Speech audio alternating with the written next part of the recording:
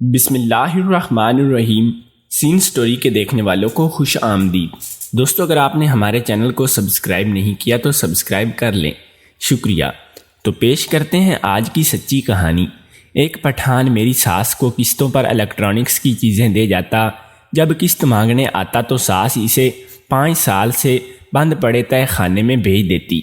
پٹھان کچھ گھنٹوں بعد پسینے سے شرابور باہر آتا اور ساس سے کہتا کہ قسط کلیئر ہو گئی ہے۔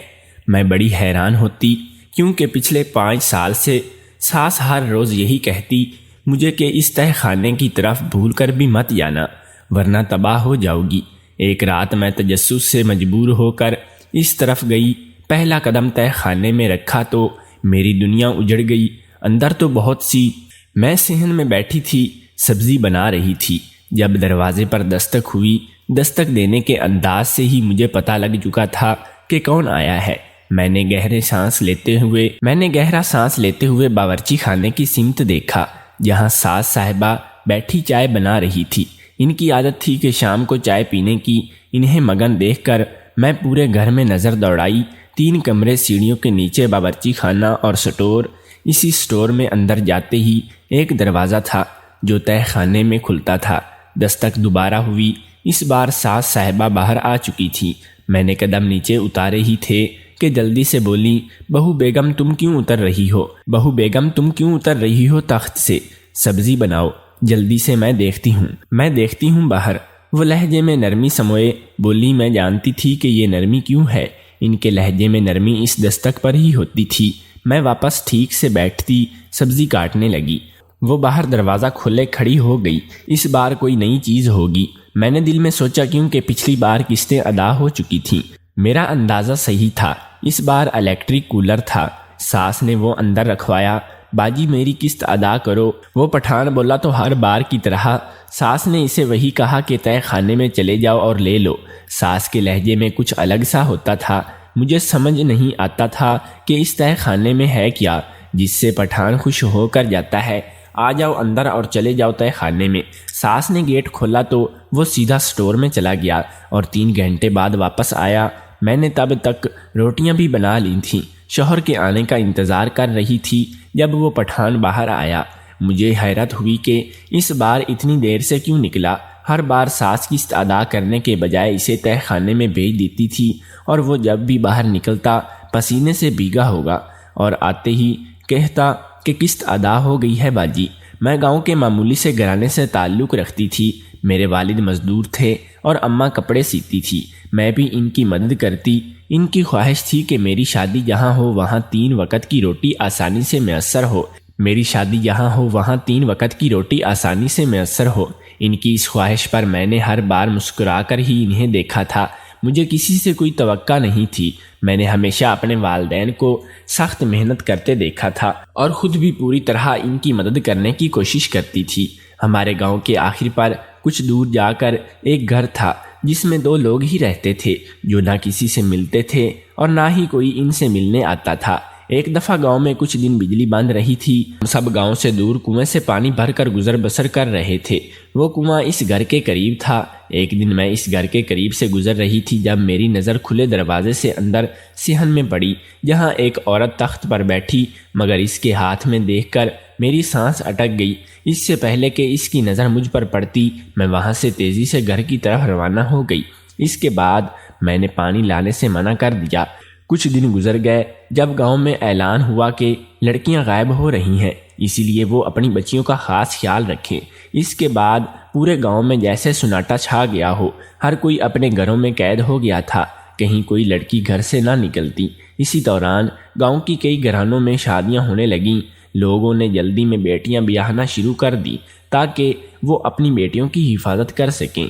میرا بھی انہی لڑکیوں میں شمار تھا۔ میرا رشتہ آیا تو اماں جی ابا جی نے ہاں کر دی۔ مجھے خبر نہیں تھی کہ رشتہ کہاں سے آیا ہے۔ ہمارے ہاں لڑکی کو بتانا ضروری نہیں سمجھا جاتا تھا۔ میری شادی 1 ہفتے کے اندر ہوئی۔ میں اس وقت حیران رہ گئی جب مجھے میری دوست نے بتایا کہ میرا رشتہ کہاں ہوا ہے، لوگ کیسے ہیں۔ اس نے ایسی بات بتائی جسے سن کر میری روح کانپ گئی۔ مجھے اب ڈر لگ رہا تھا۔ میں نے بہت سوچا کہ کیسے اس رشتے سے انکار کروں۔ میں کئی دفعہ اماں سے بات کرنے کی کوشش کر چکی تھی مگر کر نہیں پائی۔ اپنے ہی رشتے سے انکار کیسے کرتی؟ بیٹیوں کے لیے یہی سب سے بڑا مسئلہ ہوتا ہے کہ وہ اپنے لیے بول نہیں پاتی، ورنہ باغی اور پتہ نہیں کیا کیا کہتی ہیں، میں بھی بھول نہیں پا رہی تھی۔ دل بار بار کہہ رہا تھا کہ اب نہیں بولی تو کبھی نہیں بول پاؤ گی۔ میں نے بہت ہمت کر کے اماں سے بات کرنے کا سوچا اور اماں مجھے شادی نہیں کرنی ہے۔ میں نے آہستہ سے کہا، کیوں، کیا وجہ بنی ہے تجھے؟ 2 دن رہ گئے ہیں اور تجھے یہ سب سوج رہا ہے؟ اماں نے غصے میں کہا۔ اماں، وہ لوگ، میں نے کچھ کہنا مگر اماں نے ٹوک دیا، دیکھ تیرا ابا راضی ہے، اس لیے نا کی رٹ مت لگا، اب جا کر آرام کر، مجھے بھی کرنے دے۔ اماں نے غصے سے کہا۔ میں آنسو پیتی واپس چلی گئی۔ 2 دن پر لگا کر گزر گئے۔ میری بارات تھی۔ اس دن جب پروگرام کے دوران ایک دم ہلچل سی مچ گئی، میں گھبرا کر کمرے کے دروازے تک گئی۔ جب ایک لڑکی اندر آئی اور کافی ڈری سہمی معلوم ہوتی تھی۔ کیا ہوا ہے؟ باہر یہ شور کیسا ہے؟ میں نے اس سے پوچھا تو اس کے جواب نے میرے قدموں کو بے جان کر دیا تھا۔ میں لڑکھڑا کر گر پڑی۔ وہ بھاگ کر میرے پاس آئی، میری آنکھیں برسنے لگی تھیں۔ اٹھو، کپڑے خراب ہو رہے ہیں، اس نے مجھے سہارا دیتے ہوئے کہا اور بستر پر بٹھا دیا۔ میرے دل و دماغ میں ایک ہی بات چل رہی تھی کہ کر کون رہا ہے، کیوں کر ہو رہا ہے، سب کیا وجہ ہو سکتی ہے، پتہ نہیں اس کا نتیجہ کیا تھا۔ میرے دل سے اس وقت اپنے دوست کے لیے دعا نکلنے لگی، کاش وہ ٹھیک ہو، جہاں بھی ہو۔ میری بارات سے میری ہی دوست غائب ہو گئی تھی۔ مجھے اب لگ رہا تھا جیسے ایک قدم بھی چل نہیں سکوں گی۔ تبھی کچھ دیر بعد اماں کمرے میں آئی۔ چلو لڑکیوں، چادر دو، اور اس پر مولوی صاحب آ رہے ہیں نکاح پڑھانے۔ اماں کے کہنے پر میں نے حیرت سے انہیں دیکھا۔ کیسی ماں تھی وہ، ایک ماں ہو کر بھی ایسی باتیں کر رہی تھی۔ کسی کی بیٹی گم ہو گئی ہے اور انہیں اپنی بیٹی کی رخصتی کی پڑی ہے۔ مجھے یقین نہیں ہو رہا تھا کہ یہ میری ہی ماں ہے جو اتنی حساس دل کی مالک تھی کبھی، مگر اس وقت میں حقیقت سے کہاں واقف تھی، ایک ایسی حقیقت جو میرے لیے کسی موت سے کم نہیں تھی۔ میں نے اپنے آنسو صاف کیے اور چادر سیدھی کی جو لڑکیاں اوپر ڈال رہی تھیں۔ اس کے بعد نکاح ہوا، کھانا کھلایا گیا۔ میرے حلق سے ایک نوالا تک نہ اترتا۔ میں بھی کیسے میری جان سے عزیز دوست گم ہو چکی تھی، مجھے تو کیا اس کے گھر والوں کو بھی نہیں پتا تھا۔ یہی بات مجھے اندر سے کھانے لگی تھی۔ رخصتی کے بعد مجھے سسرال لایا گیا۔ میری ساس کی بھتیجی نے مجھے ایک کمرے میں بٹھا دیا۔ وہ کمرہ دیکھ کر میری پوری آنکھیں کھلی رہ گئیں۔ یقین نہیں ہو رہا تھا کہ یہ دلہے کا کمرہ ہے۔ میں اسی حیرت میں تھی جب پیچھے سے کھڑی لڑکی جو ساس کی بھتیجی تھی وہ بولی۔ اس کی بات سن کر میرے سماعت نے جیسے سنا چھوڑ دیا ہو۔ میں وہیں بیڈ پر بیٹھ گئی، سر درد سے پھٹنے لگا تھا اور کتنا کچھ رہتا تھا جو مجھے برداشت کرنا تھا۔ میری بس ہو رہی تھی۔ پہلے اپنی دوست کی باتیں نہیں بھلا پائی تھی اور اب ساس کی بھتیجی کی باتیں دماغ چھیڑنے لگی تھیں۔ مجھے ایسے بیٹھے نہ جانے کتنی دیر گزر گئی جب مجھے اپنے بالکل پیچھے سے کسی کی موجودگی کا احساس ہوا۔ میں نے پلٹ کر دیکھا، تبھی مقابل نے ہاتھ پکڑتے ہوئے اپنی جانب کھینچا۔ میں اس کے سینے سے ٹکرا گئی، سر گھومنے لگا تھا۔ بہت خوبصورت لگ رہی ہو، سامنے کھڑے لڑکے نے کہا اور اس کی آواز میں پہچان گئی۔ ابھی کچھ ہی دیر پہلے اماں کی بات کا جواب دیتے میں نے یہ آواز سنی تھی، یعنی وہ میرا شوہر تھا۔ میں نے نظریں چکا لیں۔ یہ گھر تمہارا ہے، آج کے بعد تم نے اسے سنبھالنا ہے، مگر کبھی اماں کی اجازت کے بغیر کچھ مت کرنا، اور سٹور میں موجود دروازہ کی دوسری سمت جانے کی کبھی نہ سوچنا۔ اس کا لہجہ سخت ترین تھا۔ میری سانس اٹک گئی، سمجھ نہیں آ رہا تھا کہ وہ ایسا کیوں کہہ رہا ہے۔ اگلی صبح گھر میں بہت سکون تھا، مگر میری زندگی میں سکون کہیں نہیں تھا۔ مگر مجھے اس وقت علم نہیں تھا کہ اس کو سکون کبھی ہونا ہی نہیں تھا۔ میں اماں کی طرف گئی، وہاں جا کر سب سے پہلے اماں سے اپنی دوست کا پوچھا، مگر ان کا جواب سن کر مایوس ہو گئی۔ اماں کی طرف سے واپس آئی تھی جب ساس بیٹھی کھانا بنا رہی تھی۔ مجھے کمرے میں جانے کا کہا۔ میں ان کی بات پر سر ہلاتی کمرے میں چلی گئی۔ وقت گزرتا جا رہا تھا، گم ہوئی لڑکیاں نہیں ملیں، کہیں سب جگہ انہیں تلاش کیا۔ میری ساس مجھے بہت ہی عجیب لگتی تھی۔ ہمارے گھر ایک پٹھان آتا جو الیکٹرانک کی اشیاء بیچتا تھا۔ ہر ہفتے وہ ساس سے قسط لینے آتا تھا، ساس اسے تہہ خانے میں لے بیچ دیتی تھی۔ مجھے حیرت ہوتی، شوہر کے مطابق وہ تہہ خانہ 5 سال سے بند تھا، وہاں کوئی نہیں جاتا تھا، تو تو پھر ساس کیوں اس پٹھان کو قسط لینے وہاں بھیجتی تھی، اور وہ ہر بار وہاں سے واپس پر یہ کیوں کہتا تھا کہ قسط ادا ہو گئی ہے؟ اس دن بھی یہی ہوا تھا۔ مجھے لگا وہ جا چکا ہے، مگر جب 3 گھنٹے بعد اسے دیکھا تو حیرت سے آنکھیں پھٹنے لگی تھیں۔ وہ یوں تھا جیسے نہا کر آیا ہو۔ اس کے جسم سے بدبو آ رہی تھی، پسینے کی بدبو آ رہی تھی۔ میں سوچ میں پڑ گئی کیا تھا تہ خانے میں جس سے پٹھان کو اتنا پسینہ آتا تھا۔ ساس نے آ کر میری سوچوں کا تسلسل اپنی پکار سے توڑا۔ روٹی دے مجھے، پھر مجھے سونا ہے۔ ان کے کہنے پر میں نے روٹیاں اور سالن نکالتے انہیں دیا، جسے لے کر وہ اپنی چارپائی پر چلی گئی اور کھانے لگی۔ میری نظر سٹور کی دروازے پر تھی جہاں گہری خاموشی تھی۔ میں اٹھ کر اس کی طرف جانے لگی جب پیچھے سے ساس کی بات پر قدم رکے۔ وہاں کہاں جا رہی ہے؟ ادھر آ جا۔ انہوں نے ہاتھ سے اشارہ کرتے مجھے اپنے پاس بلایا۔ مجھے کچھ چاہیے، ابھی آ جاؤ، میں نے کچھ سوچتے ہوئے کہا، مگر ان کی اگلی بات پر منہ کھولتے انہیں پھاڑے انہیں دیکھنے لگی۔ کبھی بھول کر بھی تہ خانے میں مت جانا ورنہ برباد ہو جاؤ گی۔ ان کا لہجہ عجیب تھا، بہت ہی عجیب۔ مجھے ان سے خوف محسوس ہو رہا تھا۔ میرا حلق خشک ہو گیا، سمجھ نہیں آ رہا تھا کہ کیا کروں۔ قدم پتھرا گئے تھے، یوں لگا جیسے اب چل نہیں سکتی۔ وہاں سے بوجھل قدم لیے اپنی جگہ پر بیٹھی۔ شوہر کے آنے تک دماغ انہی سوچوں میں جکڑا رہا۔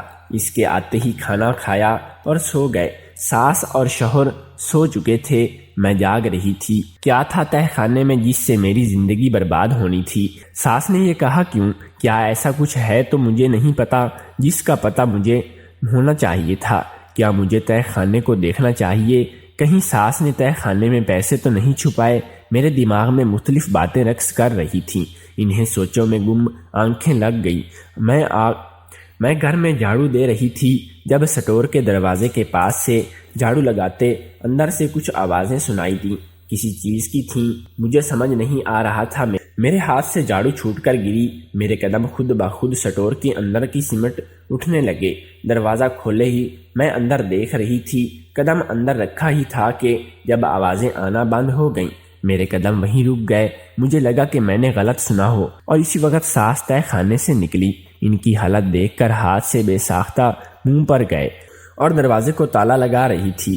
ان کی نظر مجھ پر نہیں پڑی تھی، شاید انہوں نے مجھے دیکھا نہیں تھا۔ میں نے جلدی سے دروازے سے باہر قدم واپس لیے اور جھاڑو پکڑ کر گہرے گہرے سانس لینے لگی تاکہ خود کو پرسکون کر سکوں، اور دوبارہ جھاڑو لگانا شروع کیا۔ پہلے پٹھان اور اب ساس کی حالت دیکھ کر مجھے شک ہونے لگا تھا۔ کچھ تو تھا وہاں جو صحیح نہیں تھا، مگر کیا اب میرا تجسس بڑھنے لگا؟ اب مجھے کسی نہ کسی طرح تہ خانے کے اندر جا کر دیکھنا تھا۔ میں اب یہ سوچنے لگی کہ کیسے جانا ہے۔ جھاڑو رکھ کر کھانا بنانے کی تیاری کرنے لگی۔ میں اب ہر وقت یہی سوچتی کہ کسی تہ خانے میں کیسے جاؤں، اور ایک دن ساس اور شوہر دونوں گھر پر نہیں تھے۔ میں نے باہر کی کنڈی لگائی، دل میں اللہ کا نام پکارتی تہ خانے کے اندر جانے لگ گئی، مگر دروازے پر تالا دیکھ کر منہ لٹک گیا۔ اب کیسے جا سکتی ہوں؟ میں نے خود سے پوچھا۔ پھر پاس پڑا، ہتھوڑا پکڑا اور تالے پر ضرب لگانے سے وہ ٹوٹ رہا تھا۔ مجھے سب جلدی کرنا تھا۔ میں تالا ابھی توڑ ہی رہی تھی جب باہر سے دستک ہوئی، آوازیں آنے لگیں۔ میرے حلق میں سانس اٹک گئی۔ باہر کون ہوگا؟ میرے دل نے پوچھا۔ اگر ساس یا شوہر ہوا تو؟ میں نے ہتھوڑا وہیں رکھا اور تالے کی سمت بدل گئی۔ دروازہ کھولا تو ساس کھڑی تھی، پیچھے ایک ٹرک کھڑا تھا۔ میں نے سوالیہ نظروں سے ٹرک کو دیکھتے ساس کو دیکھا، جنہوں نے اندر قدم رکھتے مجھے کمرے میں جانے کا کہا۔ اس کے بعد مجھے زبردستی کمرے میں بھیج کر باہر سے کنڈی لگا دی۔ امی جی دروازے کو کنڈی کیوں لگائی ہے؟ پولیس کھولے۔ میں نے زور زور سے دروازے پر ہاتھ مارتے کہا، کچھ دیر رک جا، پھر کھول دیتی ہوں۔ ساس نے کہا۔ میں وہیں زمین پر بیٹھ گئی، دل بری طرح لرز رہا تھا۔ ایسا لگ رہا تھا جیسے کچھ غلط ہو رہا ہو۔ میں نے پردہ پیچھے کرتے دروازے میں موجود زارے سے سوراخ میں باہر جھانکا تو کانپ گئی۔ کیا تھا وہ؟ کہیں کچھ غلط تو نہیں؟ میں نے خود سے پوچھا، مگر سمجھ نہیں آ سکی۔ ایک تو سوراخ چھوٹا سا تھا، دوسرا تھا بھی بہت ہی دور، جس سے میں ٹھیک سے دیکھ نہیں پا رہی تھی۔ میں نے بہت کوشش کی کہ کسی طرح دیکھ سکوں، مگر افسوس نہیں دیکھ سکی۔ 3 گھنٹے بعد ساس نے دروازہ کھولا تو میں باہر نکلی۔ میں نے خوف سے انہیں دیکھا۔ کیا یہ سب کیوں بند کیا تھا؟ مجھے اور وہ لوگ کیا لے کر جا رہے تھے؟ میں نے ڈرتے ڈرتے پوچھا اور اپنا دوپٹہ ٹھیک کیا۔ کچھ نہیں بیٹا، وہ سب کچھ سامان اٹھانے آئے تھے جو تہ خانے میں پڑا تھا اور بیکار ہو رہا ہے۔ میں بہت ہی مشکل میں تھی، اسی لیے اٹھوا دیا تاکہ کسی اور کے کام آ سکے۔ ان کا لہجہ پر اسرار تھا۔ میں نے گہری سانس لی اور کھانا بنا لوں، آج تمہارے شوہر جلدی آ جائے گا، اور ہاں گوشت بنانا، ساتھ چاول بھی، رائتا خوب اچھے سے سب پکانا۔ میرا بہت دل کر رہا ہے دعوت کھانے کا، کہیں جا تو سکتے نہیں، گھر پر خود ہی اپنی دعوت کر دیتے ہیں۔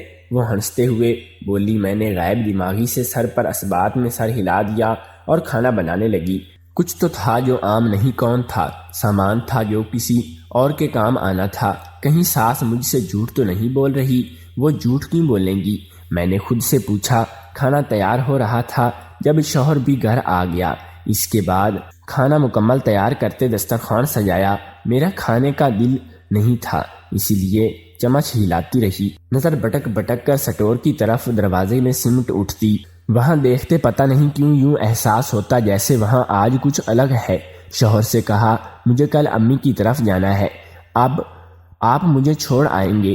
میرے کہنے پر شوہر سب سے پہلے ساس نے کہا کہ کیوں، کیا کرنے جانا ہے اور یہ چھوڑ کر کیوں آئے، ساتھ ہی لائے گا تمہیں واپس۔ ساس کی بات پر میں نے شوہر کو دیکھا۔ مجھے کچھ دن ٹھہرنا ہے امی کی طرف، ان کی بہت یاد آ رہی تھی۔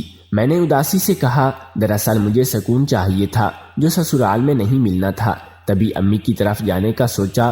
ٹھیک ہے، چھوڑ آؤں گا۔ شوہر کے کہنے پر میں نے مسکراتے ہوئے اسے دیکھا تھا اور شکر ادا کیا۔ اگلے دن میں امی کی طرف گئی۔ میں نے انہیں تمام حالات بتائے، جسے سن کر وہ خاموش ہو گئیں۔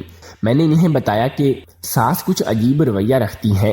وہ تو بولی، ساس عجیب ہوتی ہیں؟ انہوں نے صحیح کہا، ساس اور بہو کا رشتہ عجیب ہی ہوتا ہے، دونوں کی بہت کم آپس میں بنتی ہے، مگر میری ساس کچھ زیادہ ہی پراسرار تھی، اسی لیے میں اب وہاں نہیں جاؤں گی۔ مجھے ڈر لگتا ہے، خوف سا محسوس ہوتا ہے۔ امی میری بات سن کر میرے پاس ہو کر بیٹھی۔ دیکھ میری بچی، یوں نہ کہہ، تیرا سسرال ہے، وہ اور تو جانتی ہے ہم غریب لوگ ہیں، اسی لیے اس بات کا لحاظ رکھو کہ ہم تجھے نہیں رکھ سکتے۔ ان کی بات خاموشی سے سن رہی تھی۔ جب انہوں نے ہاتھ جوڑے اور کہا، مجھے لگا جسم میں جان نکل گئی۔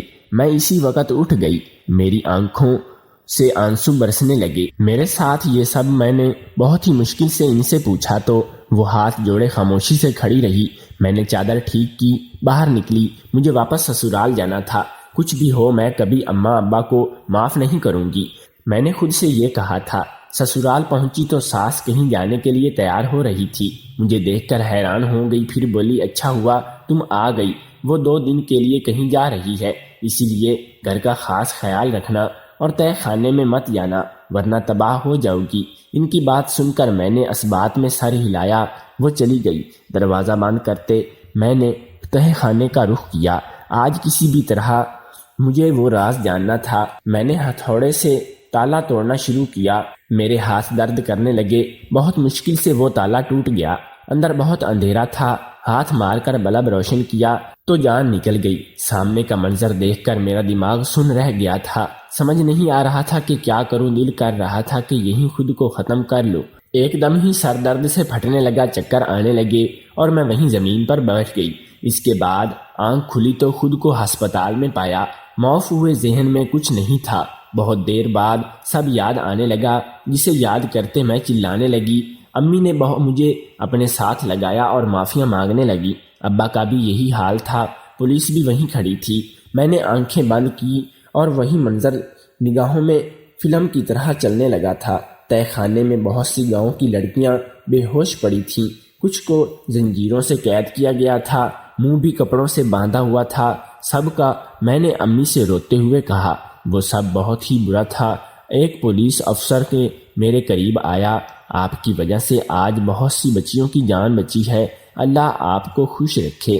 آپ کی ساس اور شوہر لڑکیوں کو اغوا کر کے دوسرے ملک بھیجتے تھے، جس سے انہیں کافی پیسے ملتے تھے۔ ان کے کہنے پر میں منہ پر ہاتھ رکھ کر اپنی چیخ کا گلا گھونٹنے لگی۔ 2 دن گزر گئے، میں گھر لوٹ آئی۔ وہ لڑکیاں بھی باحفاظت گھر پہنچ چکی تھیں۔ میں نے ایک دن امی سے کہا کہ مجھے اپنے شوہر سے ملنا ہے۔ تو انہوں نے منع کر دیا اور پولیس وہ تمہیں نقصان پہنچا دے گا، مگر میں نے ضد کی تو ابا کے ساتھ ان سے ملنے گئی۔ ان سے پوچھا کیوں کرتے ہیں اور کب سے کر رہے ہیں؟ تو وہ بولے جب میں 15 سال کا تھا میرے خاندان والوں نے ہم سے ابو کی وفات کے بعد سب کچھ چھین لیا۔ ہم بے گھر ہو چکے تھے، تبھی خاندان کی لڑکیوں کو اغوا کیا اور بیچ دیا، جس سے لاکھوں روپے ملتے۔ پھر سوچا یہی کام کر لیتے ہیں، بہت نفع ہے۔ پھر سکول کالج سے لڑکیوں کو اغوا کیا، رات کی تاریکی میں گھر لاتے اور دن کے اجالے میں کپڑوں میں باندھ کر آگے بھیج دیتے۔ گاؤں کی لڑکیوں کو بھی یہیں اغوا کیا اور گھر بھی سنسان جگہ اسی لیے لیا کہ کسی کو پتہ نہ چلے۔ میرے خاندان والے اگر اس وقت ہمارے ساتھ ہوتے تو وہ سب نہ کرتے تو ہم آج اتنے ظالم نہ بن گئے ہوتے۔ ظلم ہوتا ہے ظالم انسان بنتا ہے، ورنہ کوئی پیدا ہوتے ہی ظالم نہیں ہوتا۔ میں نے اس سے کہا کہ مجھے طلاق دے دو۔ اس نے انکار کر دیا اور بولا کبھی نہیں، میں تم سے محبت کرتا ہوں، تبھی تمہیں اس بات سے دور رکھا۔ اب تک میرے نام سے جیو جب تک میں زندہ ہوں۔ میں واپس گھر آ گئی، 10 سال گزر چکے ہیں۔ اسے پھانسی ہو گئی تھی، میں مگر اس کے مرنے کے بعد بھی وہی کھڑی تھی۔ شاید مرتے دم تک اس کے نام پر ہی رہوں گی، کیونکہ اب وہ ہمت خود میں نہیں بچی تھی۔